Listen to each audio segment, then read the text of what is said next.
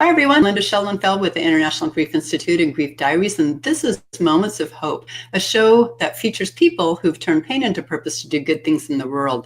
And tonight's topic is pet loss, and our guest is the very wonderful and highly wise Dave Roberts. Welcome to the show, Dave. Thank you, Linda. Always a pleasure to be here. Always a pleasure to have you.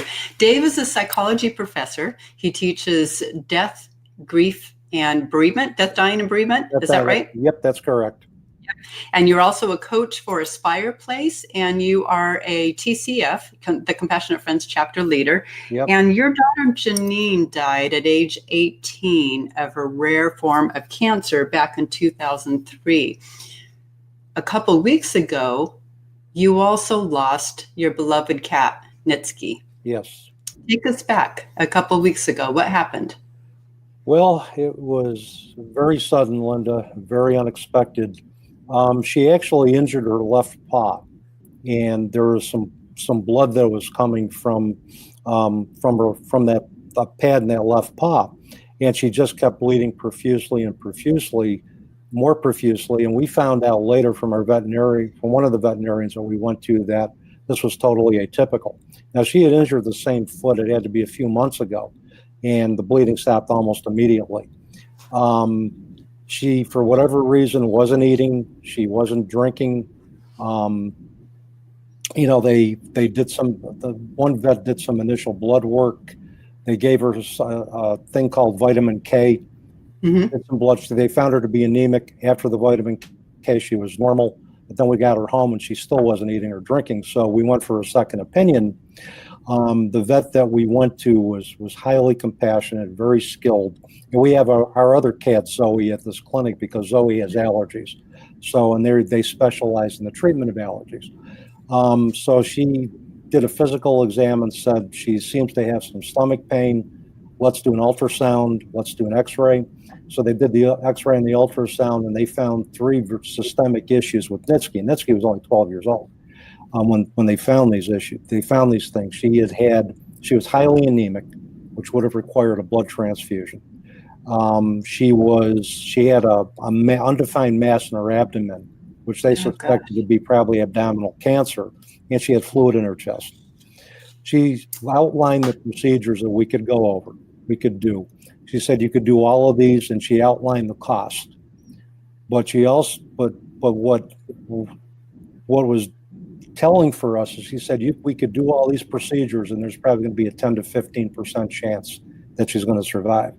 So my wife, so she said, well, let me give you a few minutes to decide. So my wife Sherry and I talked, and we've been through this before with animals where we've had to put to sleep because of their quality of life was just going to be radically compromised if we continued to do intrusive procedures. So we talked, and I said, as painful as this is going to be for us, we need to let her go. And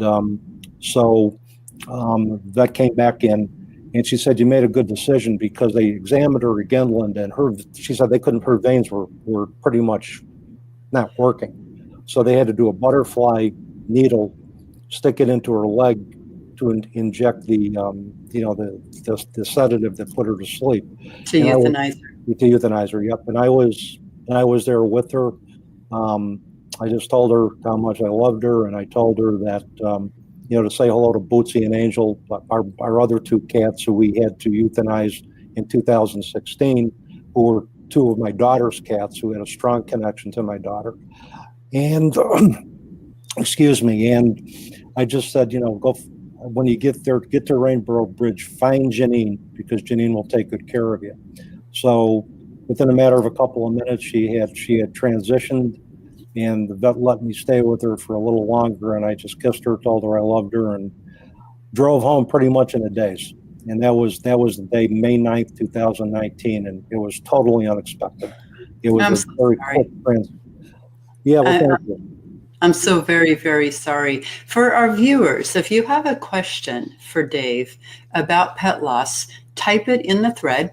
And if I see it pop up, I'll ask him, and he can answer your question right on the air.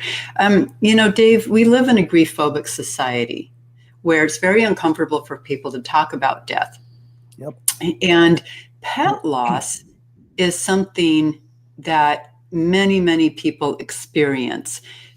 And yet people don't recognize how painful it can be. Mm-hmm. What do you do to help people, validate their loss?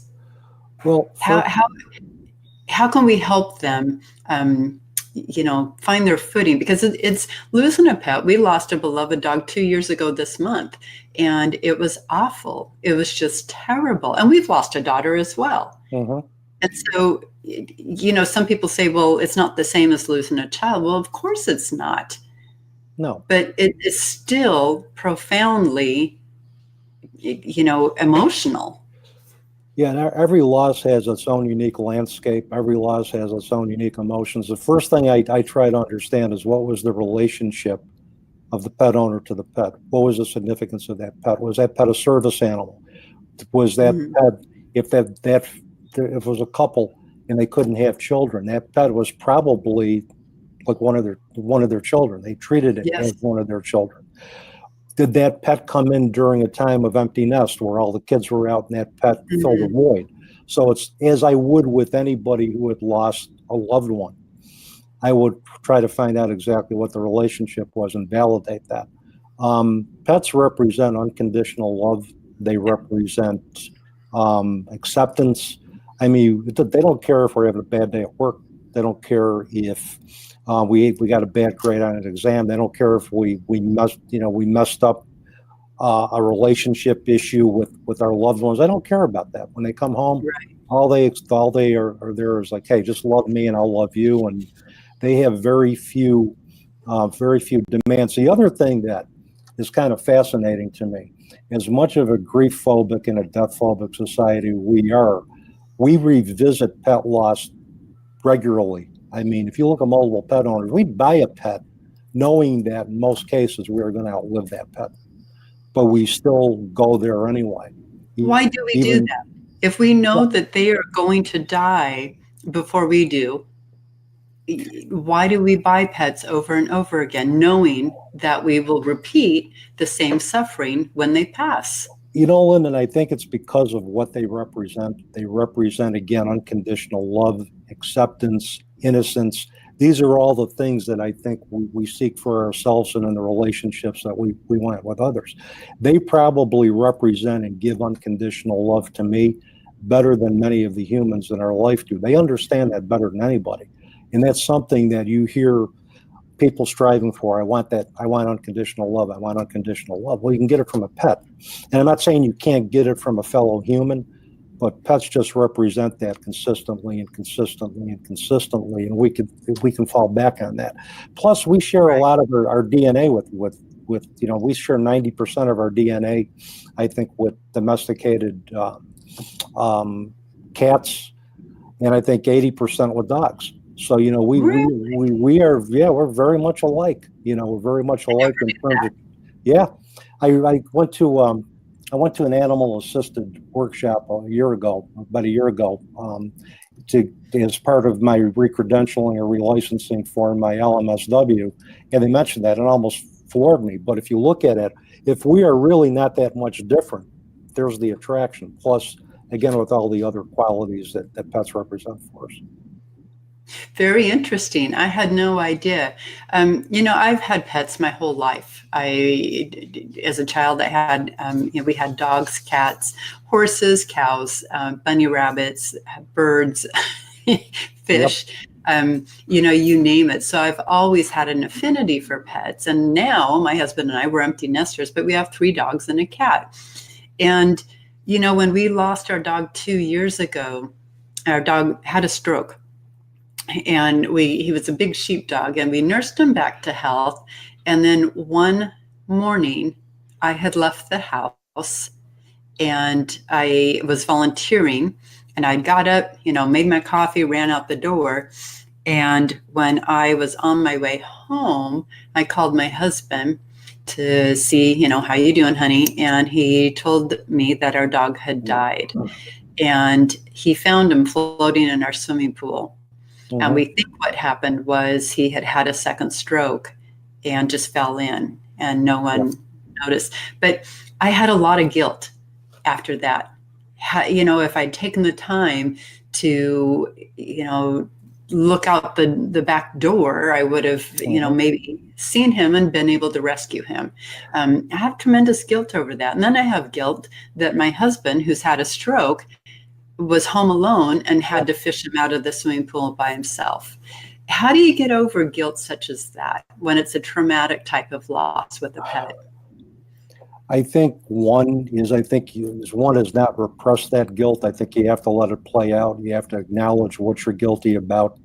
And then I think the eventual goal is in terms of asking yourself, did you do the best you could under the circumstances? Did you have truly any control over what happened? I think guilt, very much the guilt that we experience with pet loss and the guilt that we experience for the loss of our loved ones, I think keeps us both tethered to memory. Keeps us tethered to the memory of our pets. It keeps us tethered to the memory of our loved ones until we can progress and reframe the guilt into something else. And there's also guilt over, should I have taken my cat to the vet sooner? Should I have seen the signs sooner? And it's very similar. It's a very similar process to what we go through. Different, but yet similar in terms of anger over maybe the vet that misdiagnosed your pet, anger over the driver that might have hit your car, denial in terms of, for about 2 or 3 weeks, I kept looking for Nitzki, and I still look for Nitzki in terms of in her favorite spot, on the bed. I still look for her, and it's, so those are things that will stay with you that very, very much, I think, mimic the human experience that we go through when we lose our loved ones.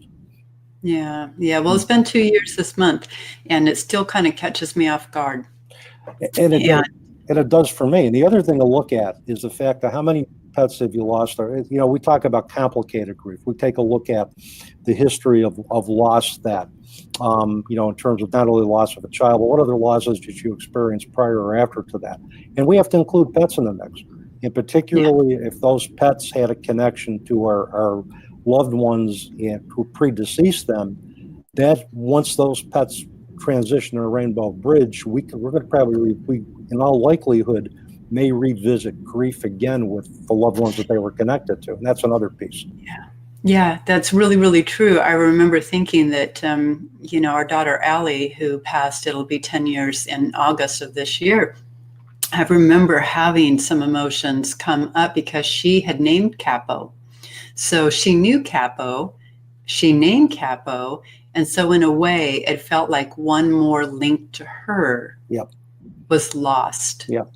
And that was unexpected. I mean, I've lost many pets over my lifetime because I've been raised with many pets, but that was a first, and that was unexpected. If I can mention something about the experience with Nitzki, this happened after I wrote my initial reflections about her loss. For Mindfulness and Grief, that link to that blog that I sent you. One of the things that totally surprised me and really intensified my grief was that Janine's illness started from an injury to her foot. It was her right foot. Nitzki's downward spiral which occurred very rapidly, was an injury to her left foot. That progression was very similar. And I started to also recall memories of Janine's initial diagnosis, the prognosis, all of that. And Janine and Nitzki never met in this lifetime. But not only do our pets have a connection to those predeceased loved ones who had a relationship with them, they could just have a connection to a member of our family that we never met just because of the similarity in terms of in this case, a progression of illness. That surprised me. And also, when we were waiting for the doctor to come in and euthanize her, Nitzki's breathing started to shift, and my wife witnessed that. She started to transition into the final stages of death. And my wife had witnessed the same thing with Janine. She saw her breathing shift, and in fact, she had called me because I was picking up my son Matt, and it was February 27th. I'll never forget the date. 2003, I was picking up my youngest son, Matt, from school, and she called me and said, "Dave, you better get home. Janine's having difficulty breathing." and she was going into the final stages of dying. And so she witnessed, and we witnessed Nitzki going into the final stages of dying, much as Janine did with her breath lifting. So there was a lot of similarities that just really intensified my grief, not only for Nitzki, but also recalled my early grief when, Janine was initially diagnosed. So, Right. So those are all those connections that were going on. And that's something that can't be overlooked. And that's also going to intensify, that's also going to intensify the grief of our pets. Right. So we've got some comments from viewers that I want to share. Here, let's see. Maggie says, I just lost my dog on April 21st, and my sister lost the sister of my dog on May 21st. I cannot get over losing them both. She says that Mandy was the love of our lives. My youngest daughter cries for her as often as I do. And so that brings up a question. First off, Megan, I'm very, very sorry for the loss of both of them. But it brings up a question in that, not only do we live in this grief-phobic society that is not comfortable with death and loss and mourning and grieving, but it's not like you can go into your workplace and say, can I have 3 days off from work? I just lost my dog. Yeah. What do we do there with regards to work? What are the best ways to navigate that? I think first and foremost, I would let my immediate supervisor, if I had a good relationship, know what was going on and just know what had happened.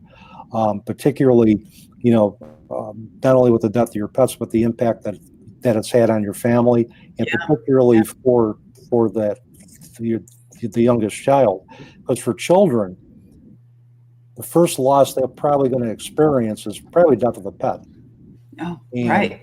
And so the way that we can express our grief, that we can mourn that loss, is going to be a model to them to deal with future losses. So I would be as straight up with my supervisor as I can. Maybe ask, if you have some time that you can use, maybe you use a few days, see if you can go on a flexible work schedule, see if you can even have your duties modified a little bit. It's not going to hurt to ask. Right. And I think pet loss is a significant grief type of loss that sometimes gets disenfranchised because people say it's just a pet. Well, it's much more than a pet. Oh yeah. It's much more than a pet. The significance of that relationship cannot be underscored. And so I would do whatever I would need to do. Even if you had to take a mental health day, you had to call in or whatever, I would do what you got to do to take care of yourself. At that In point. worst case scenario, if your supervisor really just doesn't have a compassionate bone in their body and denies your request, one of the things that I want people to be aware of is that grief is very distracting. And so what you might ask your supervisor is perhaps doing light cognitive duty for the rest of the week. And why that's so important is because your safety is at risk. If you are distracted by grief, no matter whether it's from your dog, your cat, or a loved one, a human, you are distracted. That is part of the process. So do you really want to be driving that forklift? Do you really want to be operating that heavy equipment? Do you really want to be making big financial decisions affecting the company? Light cognitive duty can be very, very useful. So if your supervisor won't grant you a few mental health days, that is something to consider, because it's really, really important to maximize the safety of yourself as well as your coworkers around you. Yeah, and when Janine was sick, I was out of work for 3 months, and I had been seeing a psychiatrist, as a matter of fact, for other grief issues that had surfaced prior to my daughter's illness. And, he wrote me a note. He wrote a note, doctor's note, saying that because of his daughter's illness, he's unable to work. He gave me diagnosis of adjustment disorder with mixed features, and I was able to take whatever time I needed to be with my daughter. And he also recommended modified work duties for me when I went back. I did not do supervision for probably a year after that, because I couldn't deal, or a couple of years after, because I couldn't deal with the stress of dealing with her illness, the aftermath of her death. So I basically just did direct management or case management duties and didn't do supervision for about a couple of years after she died. So I got that. I got that as well. So even if you are working with a therapist or you're working with a doctor who can write, a mental health diagnosis, or just say, look, you need to be on modified work duties, like cognitive duty, reduced hours, and from this date to the next date until they reevaluate, that can be helpful too. And I would recommend that if you can do that. If your employer is supportive, maybe there's a mental health professional who would be willing to do that for you. Right. And studies show that social support is critical to processing loss. And that includes pet loss. And so if one doesn't have social support around them, either through work or family, where can they find social support in dealing with pet loss? I think pet loss groups, there's a lot of funeral homes. Well, some funeral homes, they sponsor pet loss groups. They can check with their local veterinarian or local animal clinic to see if there's any pet loss groups that are sponsored. There may also be some online sites. They can check the Rainbow Bridge site. They usually have resources for pet loss. There may also be online groups as well too for pet owners. So anything that they can do, as with any type of loss, you want to be in with a group of individuals who understand the unique nature of what you're experiencing. And I believe, for me, I believe the combination, and I'm saying this as a therapist, a combination of both therapy and support is key, I think, to get through any type of life challenge. And so I would encourage the same thing. Yeah, it's important to surround yourself with people who speak your loss language. Yep, exactly. And pet loss is a lost language. Yep. So let me see if we've got some more. Okay, so Dorothy says, my son lost his dog of 7 years to a parasite, and he passed the same day he was taken to the vet. So Dorothy, I'm very, very sorry. And I think that would qualify as a traumatic loss, even though the parasite, likely the dog had the parasitic infection, for a few days, perhaps longer. You didn't know it. And so that would be a traumatic loss. What happens when trauma is part of the loss, Dave? Well, I think you probably have symptoms of acute stress. And I think we go through the same physical and cognitive and emotional changes. We're probably going to be very distracted, very tired, fatigued. Our appetite is going to, there's going to be appetite changes. So I think we go through very, very similar experiences. Plus, if you have surviving pets in the house, you also have to be mindful of their behaviors, because their behaviors will change. They respond. They may look for their partner, like with Nitzki and Zoe grew up together. They were, Zoe's 12 years old, so they grew up together as kittens. So Zoe would be constantly looking to see where Nitzki was. And for the last couple of weeks, she's been sleeping on my bed with me. And she's done that, but she's done it more frequently, where she'll just cuddle right up with me. And I'm glad you brought that up, because when we lost our dog Capo, our other dog, Capo was the alpha, and our other dog was suddenly very, very out of sorts. And absolutely out of sorts. Didn't know what to do, because he suddenly was the alpha now, and life was just not right. And it took months for the dust to settle. Months. It was hard to watch. Yeah, and it was. And Zoe is the only cat remaining in the household now. She's our only pet. I have not been a single pet owner in 19 years, Linda. I had Bootsy for 21, or almost a third of my life, Angel for 19, and then we took in Zoe and Nitzki after, they were my son Dan's cats. But when he got a job at one of the at SUNY Oswego, he was living in residence housing and they couldn't have animals. So we took Zoe and Nitzki. So we had 4 cats for quite a few years, for at least 6 years. Now we're down to 1. So the adjustment is not only for her, it's now for me, because the house has gotten a lot quieter. Right. And so how is Zoe doing today? It's been 3 weeks. She's doing okay. Things I try to look out for is any changes in her eating and drinking, any more isolation, any any, loginess, any type of, changes in her behavior. And there were that for a while, but she seems to be slowly acclimating. But Okay. there are times I look at her and I just hug her, and I just tell her, I just said, I wish you could talk to me. I wish you could tell me what's going on, because I know you miss Nitzki as much as we do. And so, we just try to give our surviving pets a little extra attention.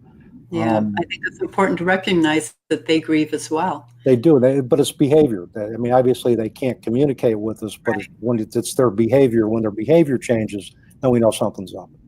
Right. And they don't have the physical makeup to cry, No. to shed tears, which, are cleansing. And so it'll manifest in other ways. So let's see if we have, no other questions other than Patty says, we have a multi-poo who we love so much, and I can't imagine losing him. That's the thing about grief and death, is that the first thing when someone loses something that is precious to them, they say, I didn't know it was this hard. And so, Patty, thank you for bringing that up, because it's hard to imagine life without a loved one, whether it be a four-legged loved one or a two-legged loved one. Yep. And, it's which is partly why I think our society is so grief phobic, is that it's hard. It's not something that, can be taught. I know, Dave, you teach a class on it, but there's only so much you can teach. The rest of it has to be experienced for people to fully understand the nuances and the dynamics. But going back to euthanasia, because you had to euthanize Nitzki, or you made the decision to euthanize Nitzki, what are some of the emotions that people experience when they make that decision? I think probably one is uncertainty, or guilt over, did I do the right thing? Should I have taken more life-saving measures? And I think in terms of, that to me is one of the biggest things. The other thing is, how are my children going to react if I have children in the house? One of the things is we've had a beloved golden retriever by the name of Ginger, who died very young of cancer and a variety of other systemic issues. And she was a beloved family dog for all of our kids. So before we made the decision to euthanize, we sat down with the family as a whole. We went over everything, what the doctor had told us, and we just took a vote. And we had all the kids involved, and they were probably at the time about 10 or 12. And even my daughter Janine's best friend was involved, because she was part of the family. We all agreed that was the decision that we had to make. So the other part of that is, how are the kids going to feel? And I would encourage families to get them involved, get their children involved in the decisions to the extent that is possible. One of the things that's going to do two things. One, they're not going to feel isolated when they do finally find out their beloved pet has died. And the second thing, it gets them oriented to discussing death at an early age. And I think that's something that we know how to live. Society teaches us how to live, but they don't teach us how to face death. Right. Well said.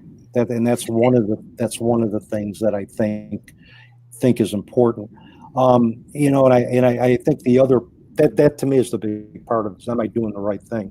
But I remember reading an article, it was by a veterinarian, that said you probably shouldn't look at the decision to euthanize.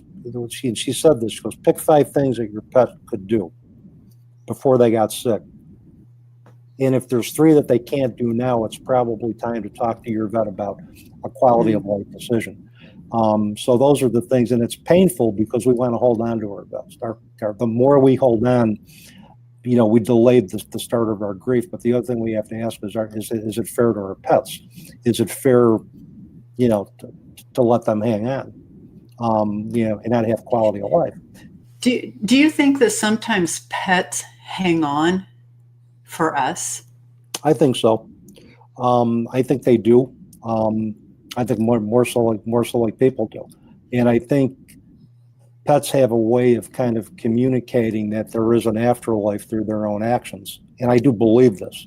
When Bootsy died, it was just amazing in terms of the amount of serendipity. When he was injected with the euthanizing agent or euthanizing drug, he started getting up and he started moving towards, he started moving. Maybe there's a little life left in him. but he was looking he was looking up in the sky, and when he was alive, we had Janine's prayer card on the refrigerator, and he would scratch at that prayer card and start meowing, which made me believe that he was sensing her presence. And animals are very sensitive because of their high alpha wave activity, along with children. They are very receptive to signs, and and I really just felt that he still had a connection with her. And at that moment, it occurred to me that perhaps Janine was there waiting for him, and that's what he was looking at. So, they can teach us. I mean, Zoe has taken a lot of Bootsy's old habits. When Bootsy either Sherry or I would get off the couch, and Bootsy would sit in that seat and wait to get petted. Zoe did the same thing. But they didn't know each other, right? Well, they were raised together. They weren't raised together, but Zoe came in afterwards. And I think Zoe just kind of watched what Bootsy did. Bootsy was kind of the elder. And I think Bootsy in some way was preparing Zoe to take over his caretaking duties with me. Because Bootsy's significance was that he kept me moving after Janine's death. And that was one of Bootsy's cats, or that was one of Janine's cats. And Bootsy kept me moving. And he kept getting me out of bed, and he said, "Come on, you got to keep moving."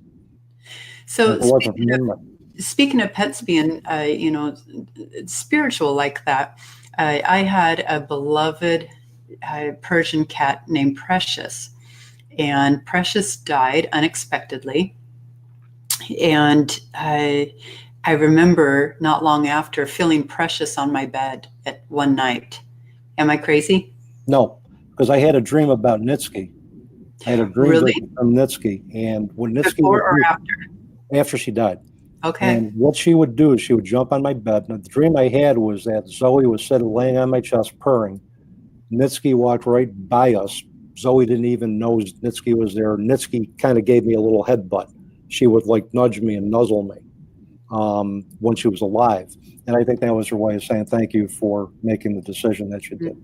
Because, the last thing we wanted to do was wake up under the circumstances and just find her dead on the floor, so right. we didn't want to do that. So we euthanized her. We did an individual cremation for her. I have her remains in a cedar pine box that's sitting right up on my ledge, along with the paw print. And that's the other thing I would recommend for pet owners is when they do make the decision to euthanize, the veterinarians will arrange for individual cremation. You can ask the vet for a paw print, anything to. You can even take your cat and bury him in your backyard. And we've done that. We had Bootsy and Angela are in our backyard. But Nitzki, we opted to cremate because she was a big cat. She was about 13 pounds when she died. So we opted to go for individual cremation. And she's right now she's looking, her remains are looking at me as we're speaking. So. Well, it's fitting to be doing a show with her remains looking at you. So, Dave, what are some of the tips for coping? So, someone who has just lost a pet like yourself, but, I would say that, you being a psychologist and teaching death and dying and having lost a daughter and having lost pets, that you probably know coping tips better than anyone. So what are some coping tips for dealing with a pet loss? Well, one is you need to talk about it. You need to openly mourn it. Talk about it with members of your family, your immediate family. Talk about it with somebody you trust. Go to a support group. Tell the story of your pet and the relationship over and over and over again. Before you share other tips, I want to ask you then, what do you do when someone minimizes your loss? If they do. If they do, I think you need to prepare yourself that that's probably going to happen, because as with child loss, many individuals do not understand what it's like to lose a child. Many individuals will minimize the loss of a pet because they just might not understand the nature of that relationship. So one is expect that. I would try to be proactive and not put yourself in situations where you think that a group of people are going to minimize that. It's also a part of self-care, and it's also a part of reestablishing a support group and establishing a support group that's going to be very empathetic and very compassionate and allow you to talk through that. Is there Um, some kind of answer that someone can say that you can give them the verbiage to say if someone minimizes their pet loss? um, One I would try not to respond with anger. That's certainly just going to fuel the fire. Um, I mean, things like, I'm trying to think. I don't have something that's coming to mind right at this minute. It must be a brain, it must be some type of brain flatulence with age, a little bit of age, so that I'm stumbling on this. But it's probably some type of, I mean, I would say something to somebody, well, I can understand that you feel this way, but my situation is different. So you could say, I can understand that you think it's only a pet, but for me, it was more than a pet. And then How just, about something along the likes of love knows no boundaries? yeah, love knows no boundaries. Yeah. And it's just love. Yeah, you can do it that way too, or just simply you can go into an assertive mode where you're just reflecting back. Like I said, I can understand you feel this way, but for me, it's more than a pet loss, Yeah. and then it's more than just the death of a pet. It's the death of a friend. It's the death of a companion. Family member. Yeah. Yeah. So family member, and they are they are members of our family, and that's why the loss is even more difficult to take. Well said. Well said. So, what are some other coping tips? Journaling, I think, is great. Um, I'm Mm, I'm a firm believer. I mean, I write a lot about things that have happened to me in the moment, but I think even just keeping a journal, whether it's a written journal, um, or even a computerized journal that you can password protect, or if you don't like to write, I even like most of your phones now have voice apps and recording mm. apps. You can record your thoughts that way, or if you want to do it the old-fashioned way, get a handheld micro cassette recorder and just talk. Just get your thoughts out unadulterated. Um, I think self-care is important.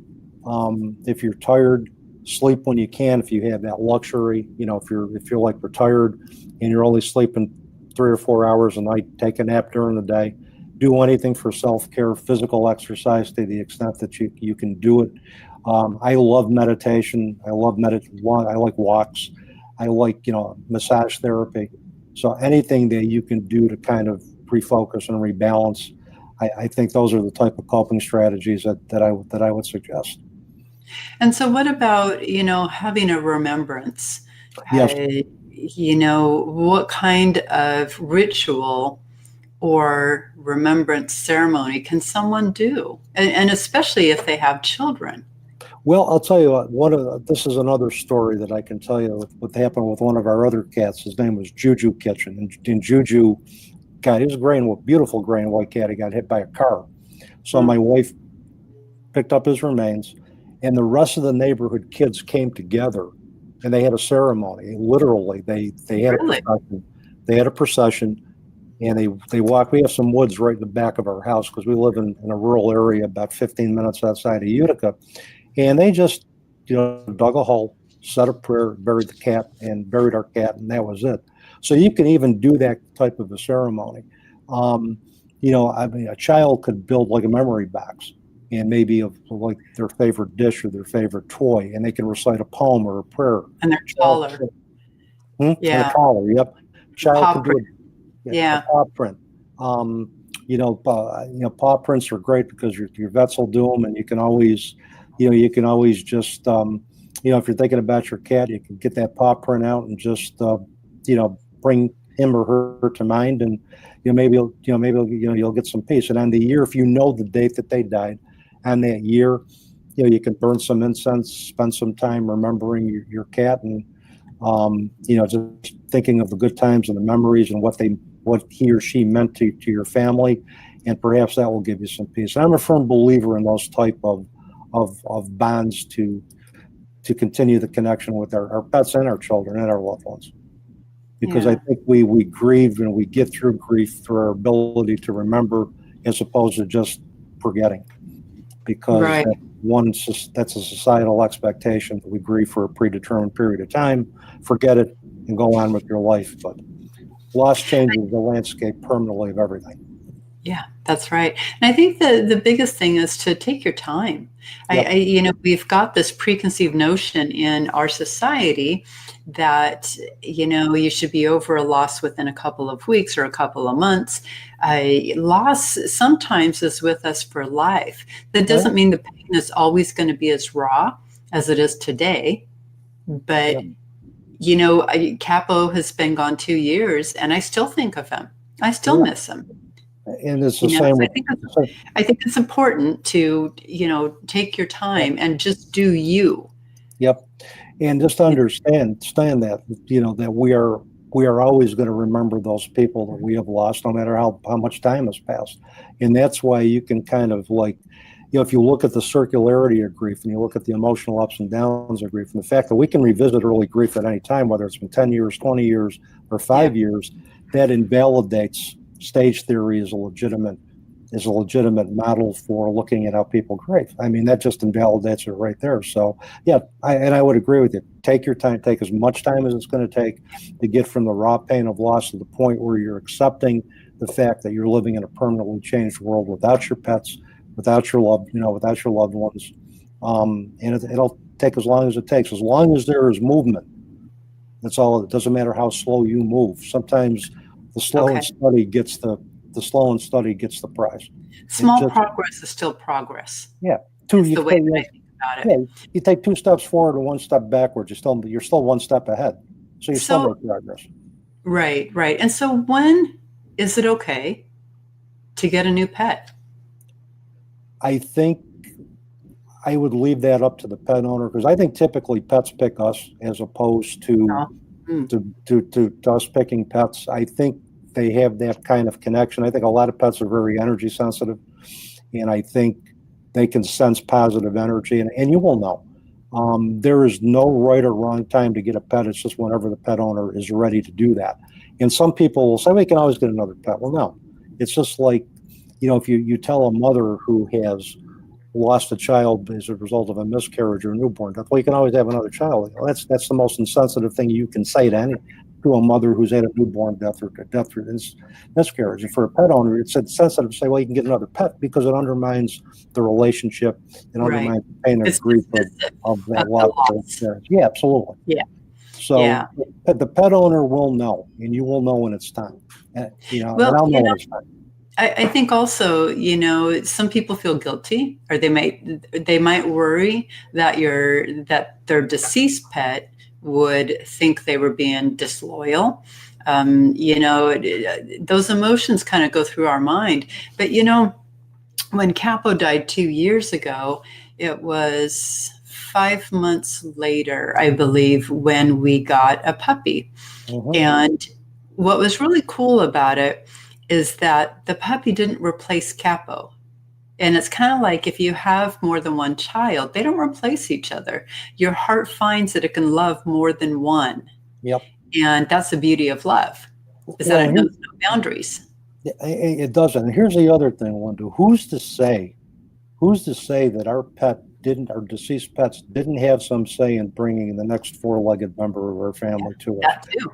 That Who is too. who is to say that didn't happen? Um, and so that's the other thing that I look at too. I mean, typically, again, those pets will pick us, and then we will know. We will know when it's time. And when you look into like a puppy's eyes or a kitten's eyes, and they just look so innocent, it's just like all the love that you have for your other pets come streaming out. You want to take that love that you've had for all the pets in your life, all the pets that have died, all the pets that have transitioned to Rainbow Bridge. You want to take all of that love and you want to just slather it on the next Yeah. four-legged member who's going to be fortunate enough to be a part of your family. And That's beautifully said. Beautifully said. And, the reason why we got a puppy 5 months after Capo passed was that Capo was the family watchdog. Actually, Yep. he was the neighborhood watchdog. My neighbor relied on him as well. And he was an excellent watchdog, and our other two dogs were not. And so and we live on an acre and, a lot of trees around. And, in today's world, it is, it just made me feel vulnerable. And so we got a German Shepherd. And what's really cool about this is that my husband was very attached to Capo. That was Capo. That was his dog. Not really. I mean, Capo was a family dog, but my husband was very attached to him, so I was very worried how he would bond with the new puppy. And the beauty of the story is that they have an incredible bond that is so unexpected and so much stronger than I ever dreamed possible. The sun rises and sets on this puppy. She's now a year and a half old. And what's great about it is it's not the same relationship. It's very, very different, but equally beautiful in its own way. Mm-hmm. It's just like life. Every relationship we have might be different, but it's equally beautiful. Right. Because the unique characteristics that we. Yep. Yeah. So, well, thank you so much, Dave, for coming on the show. Oh, it's always a pleasure, Linda.